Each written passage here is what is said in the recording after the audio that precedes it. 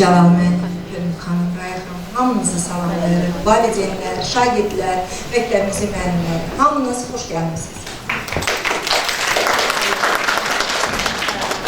Bugün bu gözəl məkana toplaşmamızın səbəbi elimizə yazın gəlişi, Novruzun gəlişidir. Novruz gəlir, yaz gəlir. Sazlı sözlü, bol ruzulu qədəmləri mübarək Novruz bayramı gəlir. Bayramlar içində bir bayram var. Ən əziz, ən doğma, ən sevimli bir bayram. Novruz bayramı. Azərbaycan xalqının qədim adət və ənənələrini özündə birləşdirən, xalqın tarixi, keçmişini bugün də özündə birləşdirən Novruz bayramı.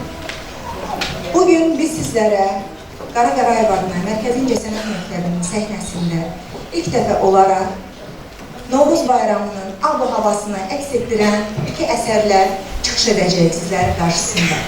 Amma bu əsərləri sizlərə təqdim etməmişdən öncə biraz bu əsərlərin haqqında kiçik də olsa məlumat vermək istərdim sizə. Belə ki, Azərbaycan musiqi mədəniyyətində uşaq musiqisi və səhnə əsərlərinin təşəkkül və inkişaf tarixi 20-ci əsrə əhatə edilir.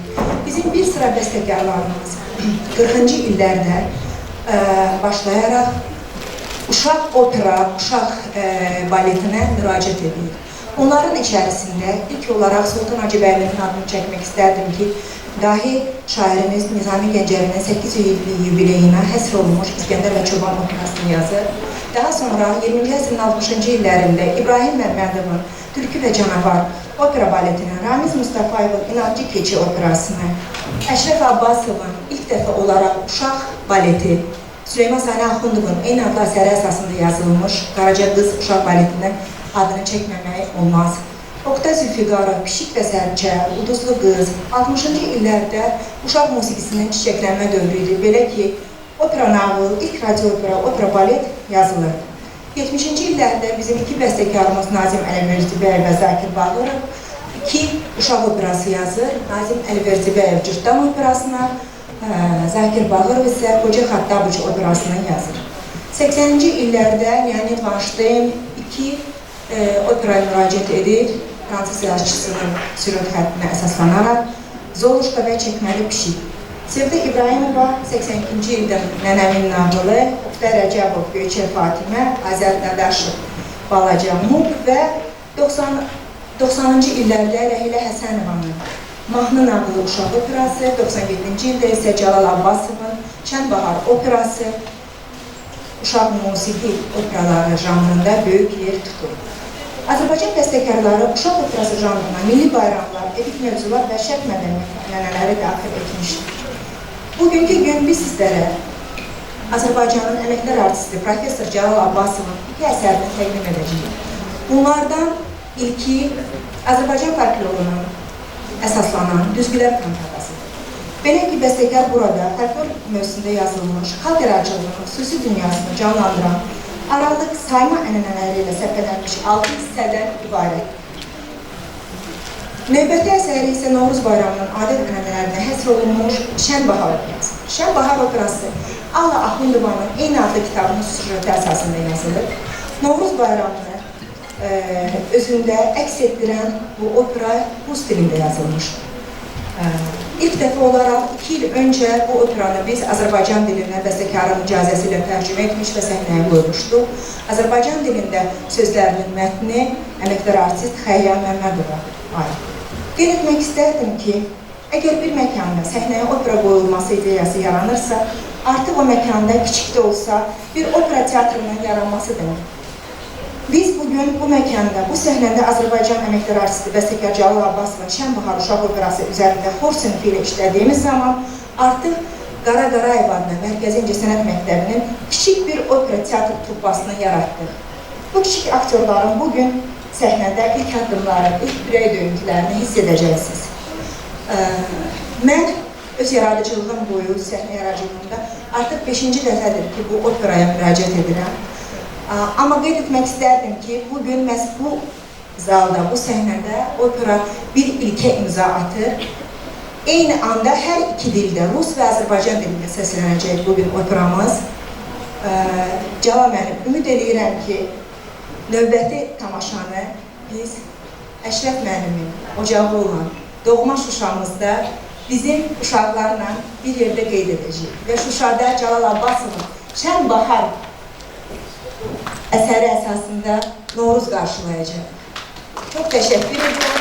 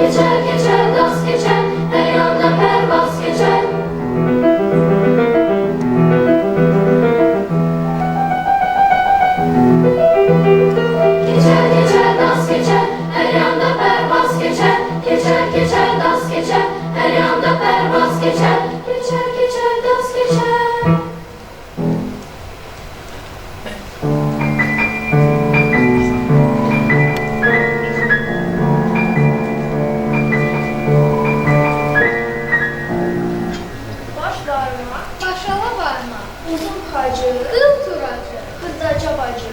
Bu vurdu, bu tuttu, bu pişirdi, bu yedi. Vay bebeğe kalmadı.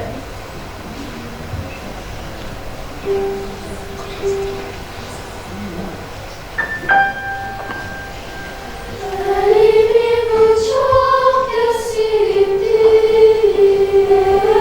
bıçak kesildi.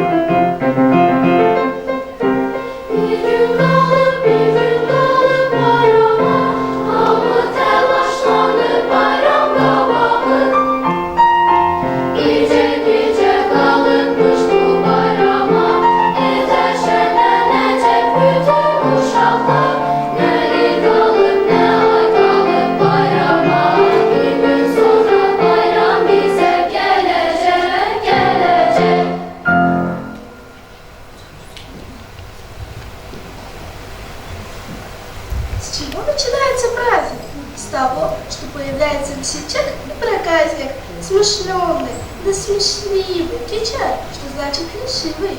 Чтоб на празднике весело было, уже все такой заводила. Первым на улицу спешит, детвору смешит. Скачет, пляшет, кувыркается, над зимой холодной насмехается. Neyle başlar bayramlar? Bayramın adətləri var. Təlxək, bir de oyunbaz. Bunlarsız bayram olmaz. Görenin keyfi saz olur. Keçər, yəni daz olur. Naz nemətlər düzülür. Herkes sevinir, gülür. Uşaqlar çölə axışır. Rəqs edir, mayallıq aşır. Mahnı səsləri ucalır. Hamı qışı yola salır.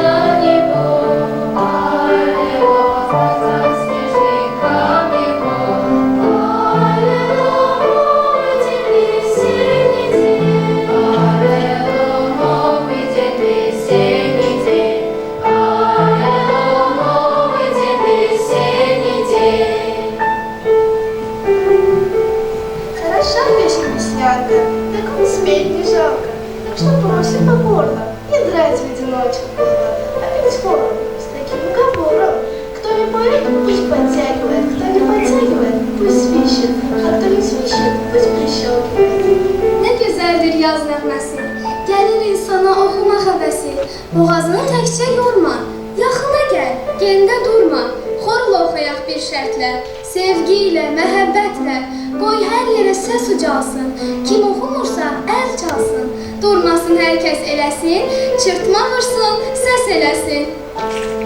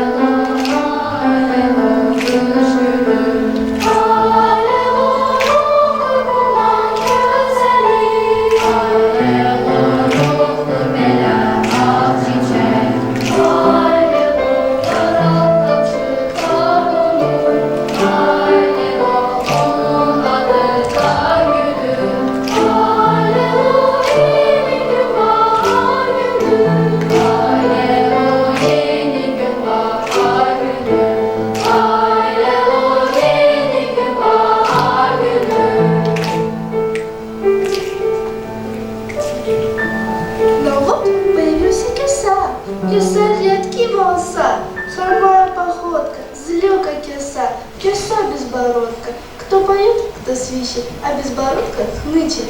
Budur, kösa da gəlib çıxdı. Saqqalsız, bığsız kösa. Yeriş əyri, baxış əyri, bığsız, saqqalsız kösa. Kimi darıyır, kimi sarıyır, bizim bu kösamız zarıyır.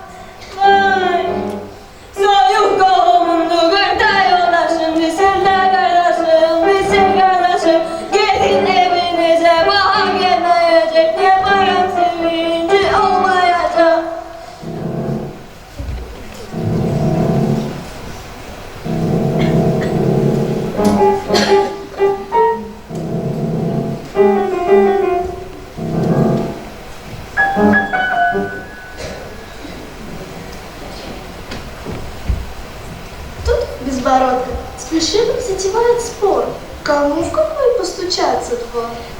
Burada keçən kösayla, mübahisə davayla aydınlaşdırırlar ki, indi hansı qapı kimindir. Черт плешивый, всякий богатый двор мой. Твой, твой, Чур плешивый, всякий бедный двор твой. мой, мой. Только уговор будет такой. Кто соберет пустую торбу, тот получит щелчок по лбу. И будут тому отвешены 2 оплеухи и 3 затрещины. Еще такой уговор второй. Что я соберу, на тебя сдаю. Что ты соберешь, на меня сведешь. Договорились? Договорились. Reddol da olmaz. Başka cürde olmaz. En varlı hayat benimdir. Bura benim meskenimdir.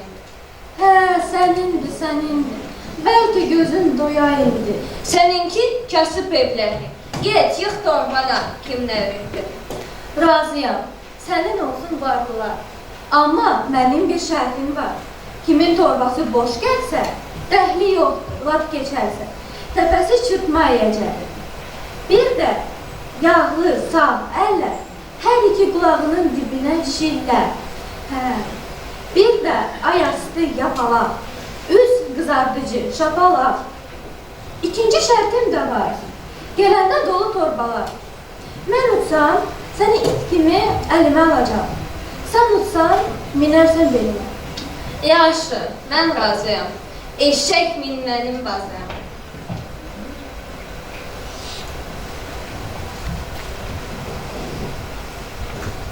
А Плешивый не унывает, снова игру затевает. Зовет детвору не по горам, не по домам, а по домам, по дворам пойти поглядеть. Все ли весну встречают, все ли ее привечают, все ли живы-здоровы, все ли к весне готовы. Keçər heç ürəyinə salmır. Kösanın sözünü vecinə dalmır. Həyat uşaqlarını çağırıb durur. Kösaya yeni bir oyun qurur. Deyir ki, səssizcə gedin, bir-bir evləri güdün. Xəbər verin mənə, kim necə bayram keçirir, kim evində təkdir, kimin kefi kökdür, deyilmi?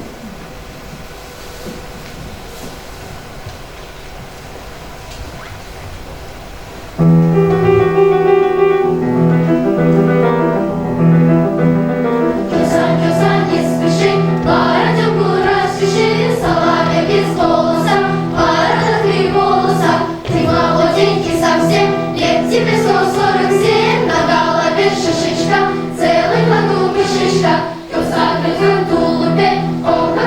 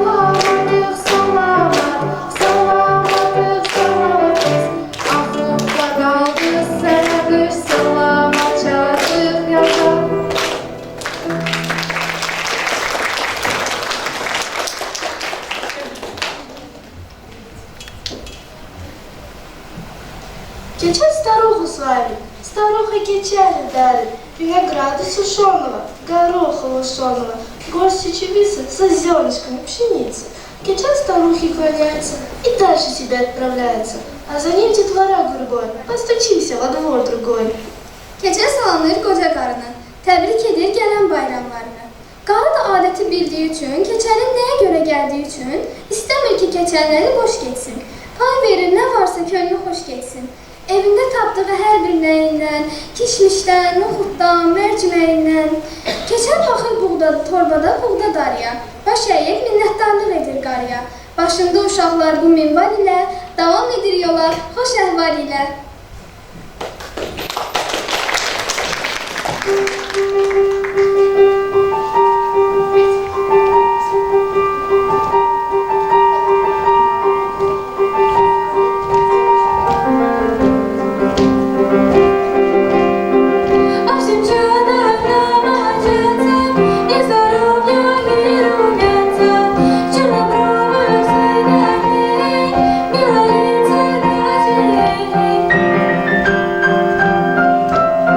Всеми со свой душой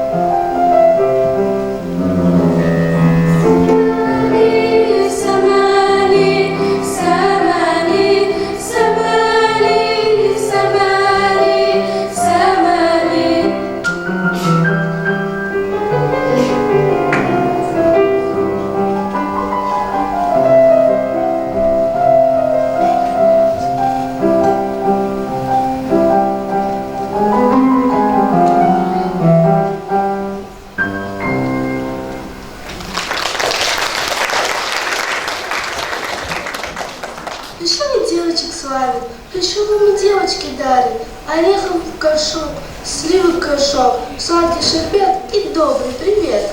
Решили девочки кланяется и дальше себя отправляется. Keçə salamlayır qızları. Təbrik edir bu bayramı, bu gələn yazı. Qız keçənə bir kisə qoz verir. Bir küp qaymaq, çörək duz verir. Qonaq odur onu şirin şərbətə, alqışa, duaya, sözə, söhbətə. Keçən sağollaşır, təşəkkür edir, növbəti pay üçün yoluna gedir.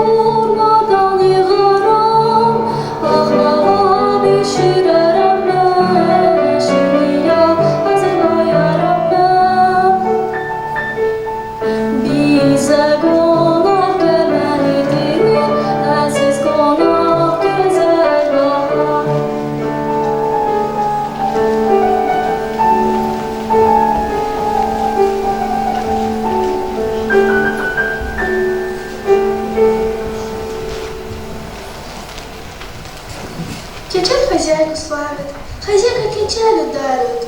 Две суми изюма и хурмы, смеску яблок и груш смеску, поднос пахлавы и халвы миску. Keçen хозяйка кланяется, но тут kösa появляется. Keçən yaxınlaşıb bir salam deyir. Bayramın mübarək, axşamı xeyir. Xanım da keçənə çoxlu pay verir. Paxlava gətirir, şirniyyat verir. Biraz quru meyvə, biraz halvadan, armuddan, hayvadan, tutdan, almadan. Keçən hər qapdan alır bir payını. İtirir getdiyi evin sayını. Sevincdən bərəldir donma gözünü. Kösa da yetirir burada özünü.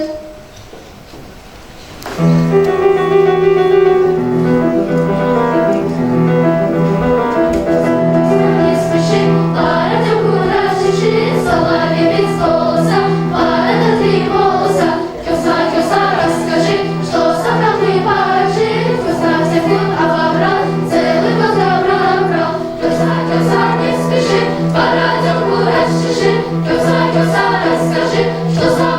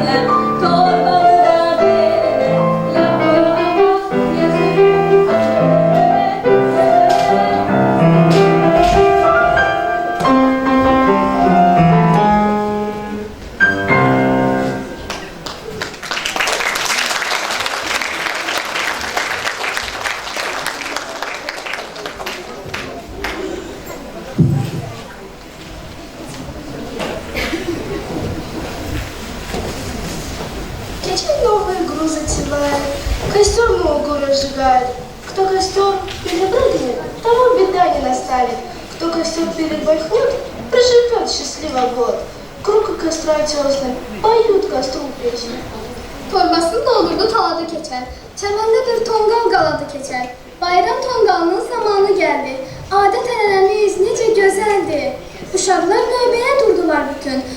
Tonqalın üstündən tullanmaq üçün. Bayram tonqalından kim ki tullanar, il boyu ağırmaz, sağlam qalar. Tonqal ətrafında oturub hamı mahnı ilə salamladılar gələn bayramı.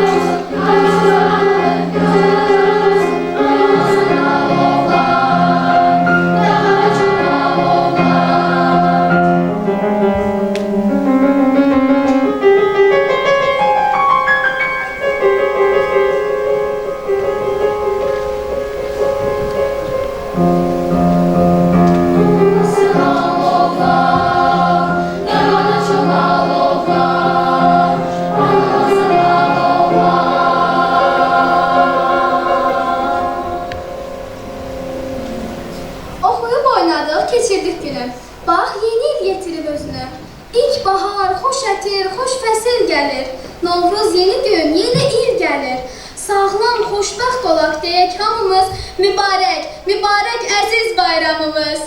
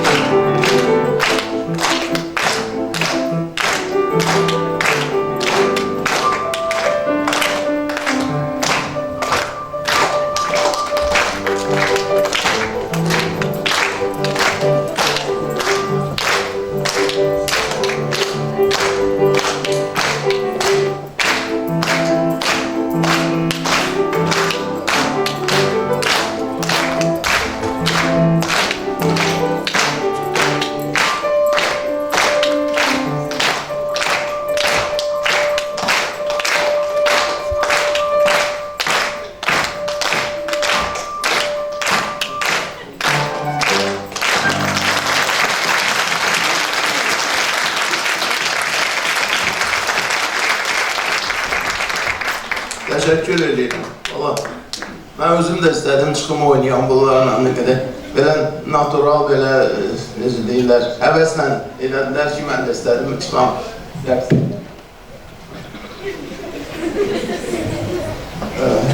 Sizi hamınızı salamlayıram və təşəkkür edirəm ki, bu əsərə qulaq asdınız axıracan. Gönül xanım, birinci dəfə də buradayam. Gözəl binanız var, gözəl müəllimləriniz, gözəl uşaqlarınız var. Və bir Leyla xanımla biz çox işləmişik. Yəni, bu əsərləri də, Şuşanlı Azərbaycan odasında da, bir neçə başqa əsərləri də ərsəyə çıxar. Aqaronov, o In Memoriam əsərinə Albert Aqaronova həsr olunmuş simfonik əsərdə də uşaq xoru orada öz rolunu oynamışdı. Nə deyim, hamınıza uğurlar diləyirəm, çox sağ olun. Mən elə bilirəm ki, həvəslə oxudunuz, həvəslə iştirak elədiniz. Bilmirəm, nə dərəcədə Leyla xanım sizi incidir, yoxsa siz Leyla xanımı incidmişsiniz, bilmirəm. Mən elə bilirəm ki, o qədər də çətin əsər deyil, elə deyil mi? Rahat oxuyuyorsunuz yəni. Ola bilər ki, çox gözəl oldu ki, həm Rusca, həm Azərbaycancın, bəlkə biraz uzun çəkdi ona görə, ola bilər. Həm Rus dilində, həm Azərbaycanında, bu orijinal Rus dilində yazılır. Mən özüm istədim ki, Rus dilində oxuyan bizim uşaqlar, Rus dilli uşaqlar, yəni ki, bunu bizim adət-ənənələrimizə yaxın olsunlar, öyrəşsinlər. Sonra isə elə məsləhət oldu ki, Azərbaycan dilinə köçürdük ki, həm Rus dilində, həm Azərbaycan, gələcəkdə bəlkə ingilis dilində köçürərik inşallah. Oldu. Çox sağ olun. Leyla xanım, sizə təşəkkür edirəm. Əmənizə görə. Bütün uşaqlara, bizim Gənoşu xanımdan təşəkkür edirəm. В заключение, конечно, огромная благодарность вам. Mən də ənənəyə görə Rus dilinə keçdim. Да, всем большое спасибо, всем удачи. И мне я хотел еще сказать, что я один из последних учеников Караева. Мне особенно приятно и особенно почетно, что мои сочинения звучали здесь в исполнении ваших. Çok sağ olun namınız, dikkatinize göre. Teşekkür ederim.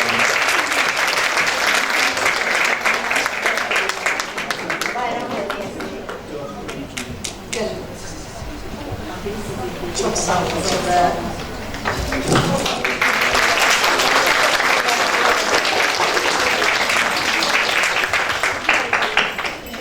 Əziz valideynlər, hörmətli Cəlal müəllim, hörmətli Raya xanım və bizim gözəl müəllimlərimiz, istedadlı müəllimlərimiz. Mən sizin qarşıdan gələn bayramınızı ürəkdən təbrik edirəm. Qoy bu bahar sizə Cəlal müəllimin operasında olduğu kimi ancaq sevinç, xoş anlar, sağlıq, ruzi, bərəkət bəxş etsin. Sizi ürəkdən təbrik edirəm Cəlal müəllim və sizə dərin minnətdarlığımı bildirirəm ki, məhz milli adət-ənənələrimizi bizim bu gənc nəslə aşılamaq mövqeyindən bu cür möhtəşəm bir əsəri ərsəyə gətirmişsiniz. Bu doğrudan da tarixi bir əsərdir. Çünki uşaq psixologiyasını duymaq, onu tam incəliklərinə qədər hiss edərək bu səpkidə əsər yaratmaq hər bəstəkara məxsus bir iş deyil.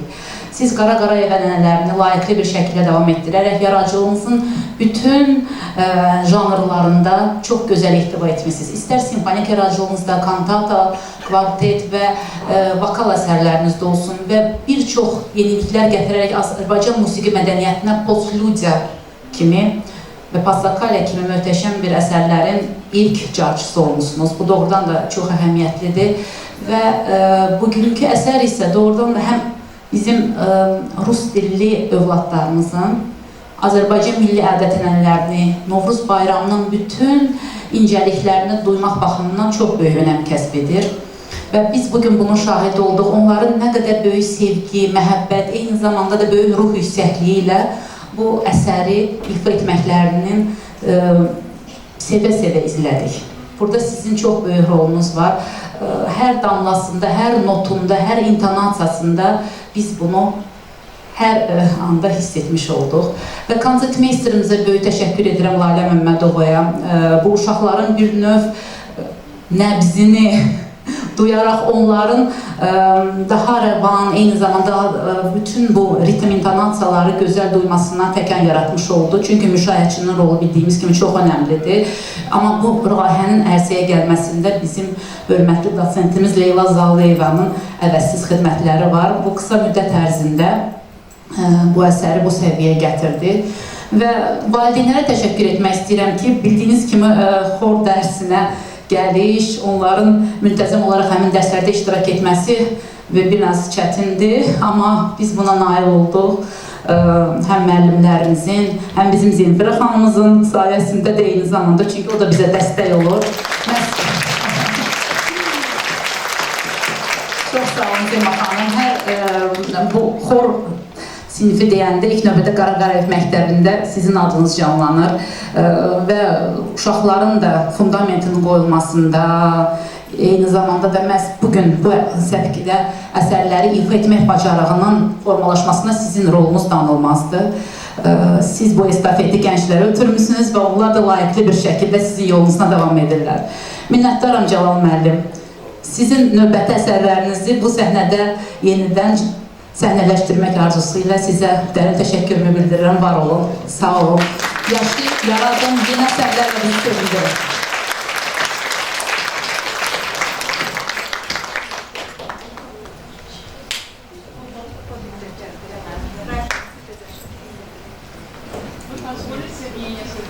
Да, конечно, Райхан. С удовольствием, пожалуйста.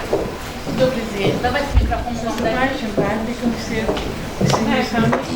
İzninizlə bizim gözəl musiqişünasımız, alimimiz Raya xanıma söz verək. Raya xanım Abbasova Cəlal müəllimin həyat yoldaşıdır və musiqi tənqidçisi kimi Azərbaycanda öz sözünü demiş bizim gözəl musiqişünaslarımızdandır. Buyurun Raya xanım. Gəlin səhnəyə zəhmət olmasa. Спасибо. Рада всех вас видеть. Большое спасибо, что пришли. Большое спасибо за приглашение. Вы знаете, я не могла не попросить слова, чтобы сказать, потому что я вам открыто скажу, совершенно откровенно. Представляя музыкальную интеллигенцию нашего города, я должна сказать, что нас всех очень волновала судьба этой школы. Школы, которая дорога нам своей историей, школа, которая дорога нам всем тем именем, которое она носит. Поэтому сегодня, вы знаете, наступило такое хорошее, блаженное спокойствие у всех нас и ожидание. Ожидание того, что я Кюнель Ханум давно знаю. Знаю, честно говоря, познакомилась с Кюнель Ханум через ее брата, через Тогру Мелима, о котором я писала неоднократно, еще когда он был студентом, и счастлива была видеть его очень громкие успехи. И вы знаете, из этой семьи не могут выйти люди равнодушные, люди непрофессиональные, потому что семья, корневая семья Кюнель Ханум, это люди, представляющие нашу страну с очень таких высоких и весомых позиций. Поэтому я сегодня очень рада была увидеть этот хор на сцене. Вы знаете, воспитать коллектив, вывести на сцену коллектив – это огромный труд. Одно дело, когда идут индивидуальные занятия, и то трудно. А когда это вот дети разного возраста, разного уровня, разной культуры иногда, и вот воспитать такое единое пение, я хочу особо поблагодарить всех тех, кто занимался вот этим хоровой подготовкой, потому что я не могла даже удержаться, я говорю супругу о том, что какая культура пения. Вот то есть звукоизвлечение какое замечательное. То есть здесь большой потенциал Кюнель Ханум. У меня даже родилась такая мысль, что на базе вашей школы сделать какой-то хоровой фестиваль, вот что-то такое. Потому что я думаю, что потенциал очень большой, и с этим вы все хорошо справитесь. Конечно, от руководства очень много что зависит. За последний период я была на концерте в Мукамном центре. И я не могу не сказать о том замечательном событии, мероприятии, вот свидетелем которого стала. Начиная с ведущего, заканчивая освещением, видеорядом, все абсолютно было выверено. Был замечательный концерт.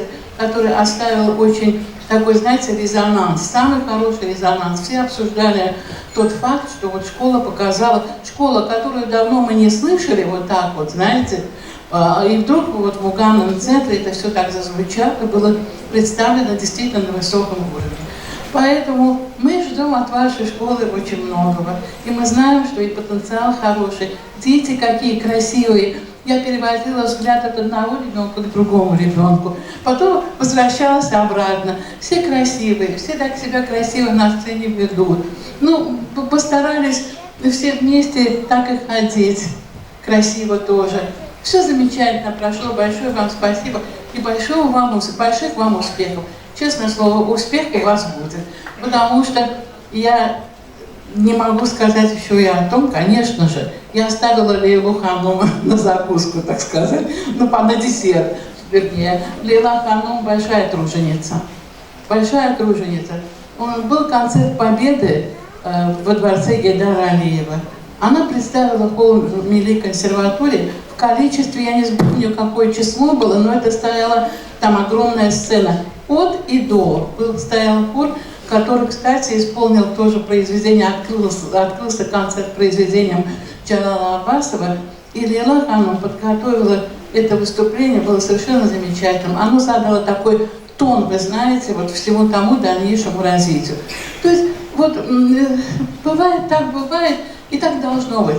Хороший, грамотный руководитель, неравнодушный, руководитель, который сам профессионал, когда человек может, директор, сесть за инструменты, показать, как это надо играть, показать, указать, посоветовать, порекомендовать что-то. Это дорогого стоит. Это уже, знаете, это мотивация для всего коллектива.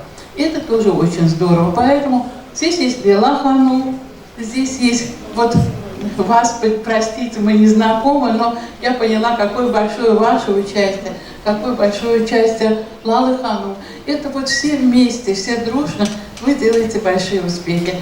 И вам счастливого пути по дороге обязательных громких успехов и признания школы, чтобы вот слава вашей школе действительно соответствовала тому имени, которое она носит.